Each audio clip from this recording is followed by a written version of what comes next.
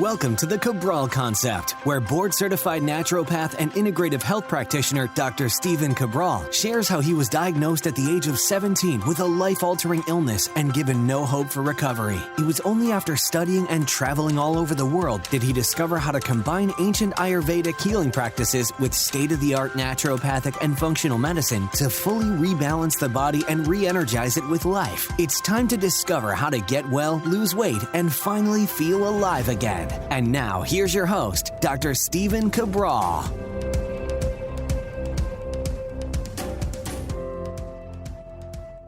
Welcome back, everyone. Great to be here with you on this live edition, Saturday, of the Cabral Concept. These are our weekend house call shows where I answer our community's questions every Saturday and every Sunday. We've been doing this now for more than 6 years, answered well over 5,000 of our community's questions, and still going strong. Thank you so much, by the way, for being a part of this community. I don't say it enough, and I just want you to know that I do appreciate you. I really do. Your listens, your downloads, your follows, your subscribes, your reviews all mean the world to me. They really do. So thank you. All right, let's get into today's show. As you know, I'm here to answer your questions, and that's something that I'd love to be able to do, to try to give back as much as I can, just to make sure that I'm always available. I mean, I just want to make sure that I'm able to get to your questions. Yes, they take a couple weeks to answer. They do. But it's still what I feel my way in order to be able to be connected to our community, truly understand what you're going through, and then do my best to continue to teach on that on a Monday through Friday basis of new ideas, new topics to go much deeper on. So these will all be around 3 minutes per answer, and it's a good place to get started, something to think about, but again, not providing you with any medical advice, any diagnosis or treatment-based plans, okay? So let's get started. This question is from our friend Yasmin. Yasmin saying, I was listening to your podcast about zinc. I take a supplement of a combined version, which includes calcium, magnesium, and zinc. Would that be a good supplement to take? Okay, good question. And all of those products, or I should say ingredients, nutrients, calcium, magnesium, which are minerals, zinc is also a mineral, are all very important. I would just caution you, because again, I don't know the dosage. Dosage is a big part of it, but also the elemental form of those ingredients. So for example, calcium is great as a calcium citrate or other forms. Magnesium is great is basically a great form except for oxide. Citrate is fine. Malate is fine, lysine is fine, glycinate is fine. They all have different absorption rates, and they kind of do different things in the body, magnesium 3 and 8. But they're great, for the most part. You can use a carbonate form only when you're looking to use it as a buffer for acid. And then zinc, there's a lot of great forms as well. So really the question is, should I take a calcium, magnesium, and zinc product?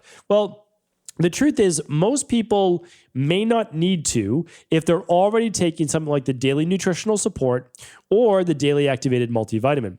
I don't like people to do a lot of extra add-on vitamins if they're not using a daily nutritional support or daily activated multi. And the reason is that you don't want to cherry pick which nutrients your body needs more of. I like to give the body all of the nutrients it needs, not at mega dosages, and then allow the body to use it as it sees fit, especially with fat-soluble vitamins. You don't want to go overboard with those, with the vitamin A, the vitamin D, the vitamin E, and the vitamin K.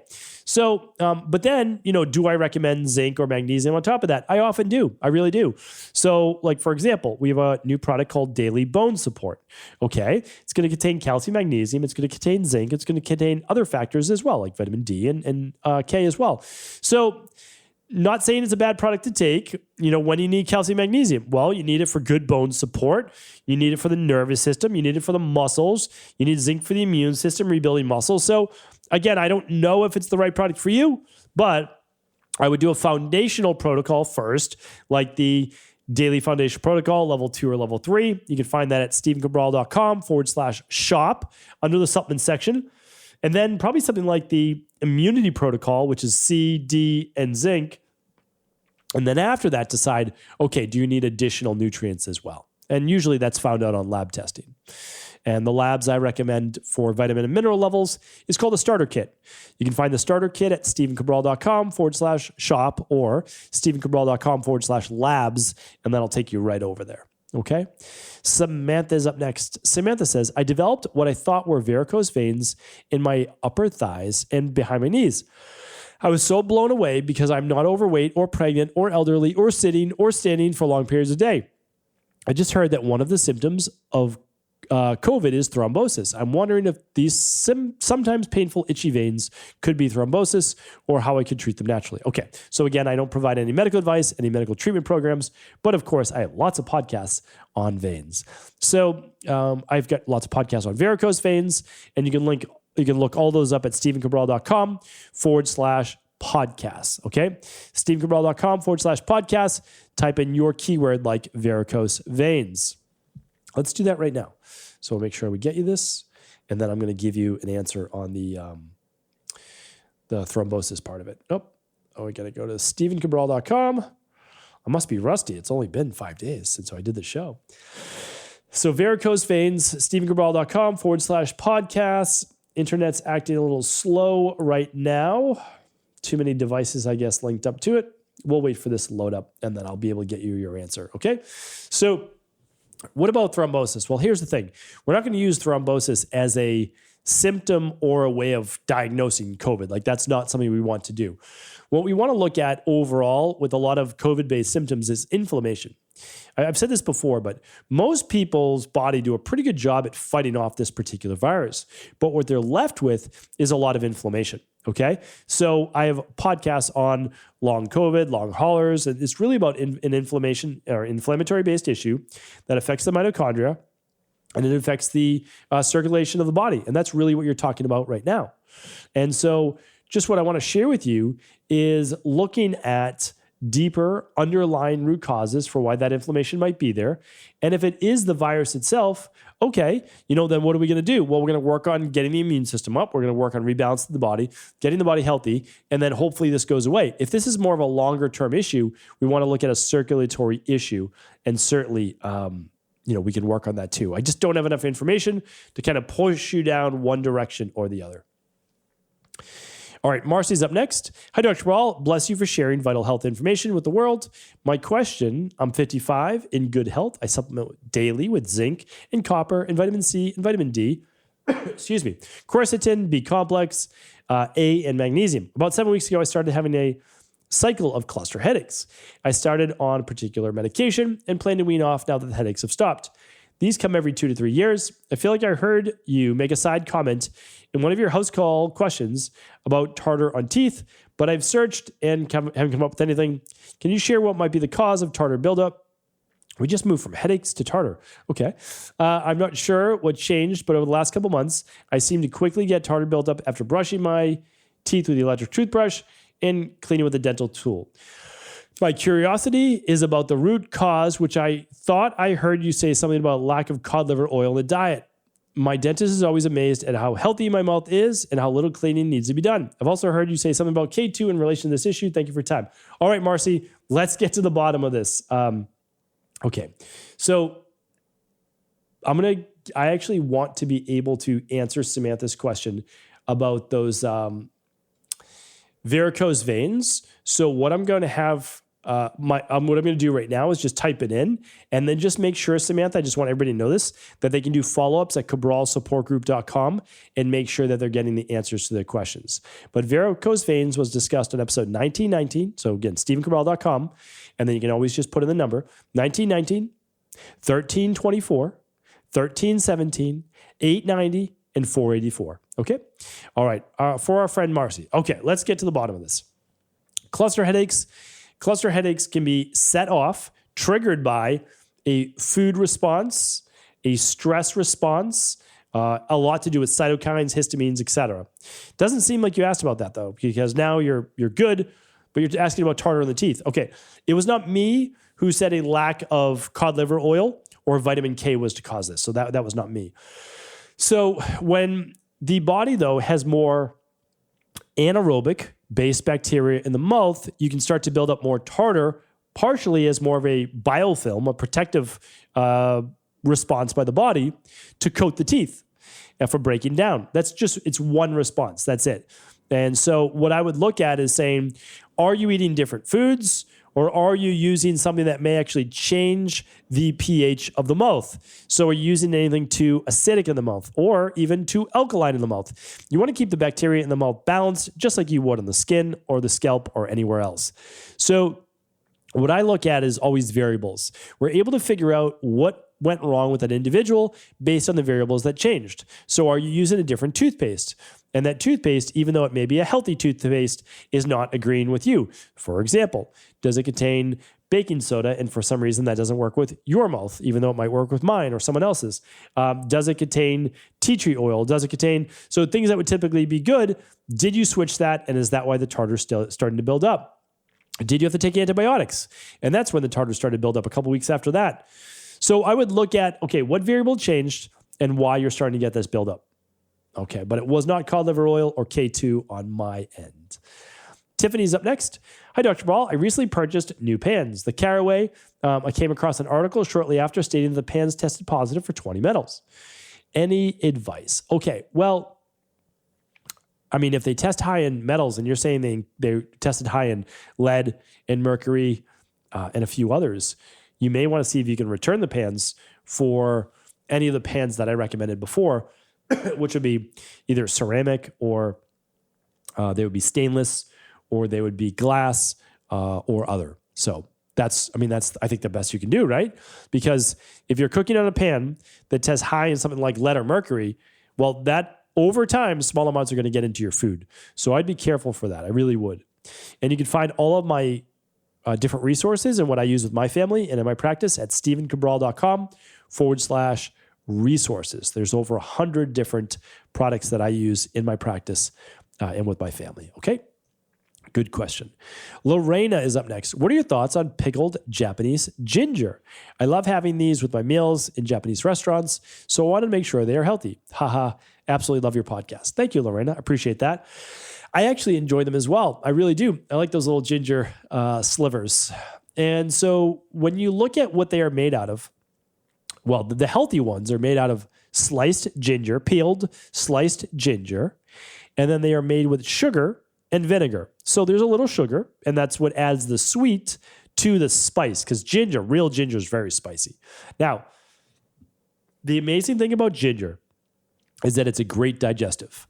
I don't talk a lot about this, but in traditional Chinese medicine, they talk about foods as damp foods or heating foods or whatever. Fish is a damp food. So if someone has congestion or they're prone to any type of like kapha-based issues, fish might not always be the best choice for them. But remember, just like drinking smoothies in the winter, you can do something to change that to actually make it healthy for you.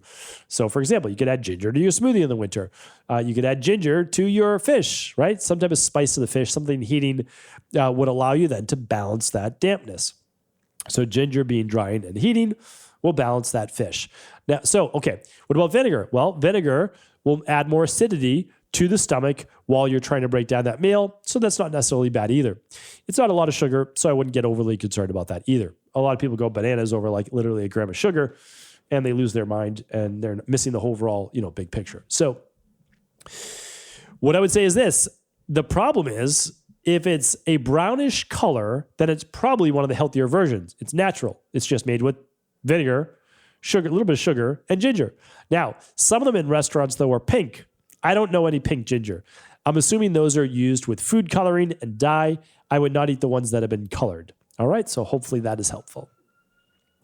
Rachel's up next. Hello, I've been dealing with leaky gut and food sensitivities for a long time after clearing SIBO, which is small intestinal bacterial overgrowth. I have removed gluten, had a stool test, hormones test, micronutrients test, but things are not getting better with treatment. We are looking at food sensitivities more, but I had a test done 2 years ago, and I'm afraid there's an underlying issue. What would you do next? Thanks for everything you do. Okay, so Rachel, my opinion is this, and this I feel very strongly about this. You've removed gluten, which you did great. You did a stool test. It doesn't sound like you're using the labs that Equilife recommends. Just remember, Equilife provides labs to you. We don't have our own lab company. You are doing tests that are outside of what we do. And that is because we use labs that we know get a good clinical result. I personally would run the bacterium parasite stool test through Equalife or an IHP level 2. I would run the Candida metabolic and vitamins test through Equalife or an integrative health practitioner level 2. That's what I would do. I mean, I really would do that, honestly. That's what's going to give you the most data. It's going to give you then a plan with it. It comes with a consultation. And if you've been dealing with this for 2 years and still not finding the underlying root cause, that's what I would do. So I'm not saying that you need to leave your practitioner or whoever it might be. I just would get a second opinion. There's nothing wrong with that. You don't have to work with the Equalife coach or even an integrative health practitioner level 2, but run the labs with them, get a second opinion. There's nothing wrong with that. And then you could go back to working with your other practitioner if you choose to. That's fine, because most likely you haven't done the CBO protocol with the citracidal drops. You haven't done any of the things that we recommend for rebalancing the gut that we know work. Again, like there's no ego here. There's no, you have to do it our way. It's not about that. Honestly, that does not matter to me at all. If someone's getting results, then, more power to them. High fives. I think it's amazing. I really do. But we've been doing this now for a very long time. We've done over 250,000 client appointments. We specialize in many of the things that you're talking about. And I just want to make sure you get well. That's it. I mean, I really do. And you don't have to even work with Equalife. I mean, of course, you can find these labs at stevencabral.com, stevencabral.com/labs, or you can go to ihp.coach/practitioners and find a level 2. And you can work with any integrative health practitioner level 2. So again, you don't even have to work with us if you choose not to. That's okay. I just want to make sure you get the results that you need. Run the Candida metabolic and vitamins test. Run the bacteria and parasite stool test. Get the data that you need, get the plan that you need, get well, rebalance the body, and start enjoying life again. That's what it's all about. So hopefully that was helpful, Rachel. Thank you everyone for writing in. Again, I appreciate you. Thank you so much. I'll be back tomorrow answering 6 more of our community's questions. Take care. Thank you so much for tuning into today's show. And before you go, as a valued listener, I need to make sure that you know about how you can actually get a $50 product completely free this week over at Equalife. It is literally $49.95, the Daily Mushroom Immune Support. It is one of the most powerful mushroom products out there. Here's why. It contains almost 2 grams of mushrooms per serving. That is a large dose. That means you're actually getting clinical dosages of these scientifically proven mushroom-based extracts. Let me share with you what some of them are. You've got Reishi Blend, which Reishi is one of the most powerful mushrooms in and of itself, that it can actually help balance the overall healthy levels of immune system. Chaga, which is used for endurance and stamina, has lion's mane, which is great for the brain and thinking and focus. Cordyceps, which is used for endurance and so much more. Maitake and shiitake, which are actually used for the immune system. Agaricus, great for the brain, great for the cardiovascular system. And turkey tail, which is used for the immune system, circulatory, brain as well. Like I said, this is a very powerful mushroom-based blend. It can be used on a daily basis, and it's honestly as simple as taking 1 capsule at 3 meals or taking 3 capsules all at once, your choice, any meal of the day. It can help with so many immune-related issues and also supporting healthy levels of inflammation, as well as energy and so much more. I'd love for you to check it out. You can head on over to stevencabral.com/shop. Click on the banner and learn more about the Daily Mushroom Immune Support. And you can get a free $49.95 bottle on us in all qualifying orders over at stevencabral.com/shop.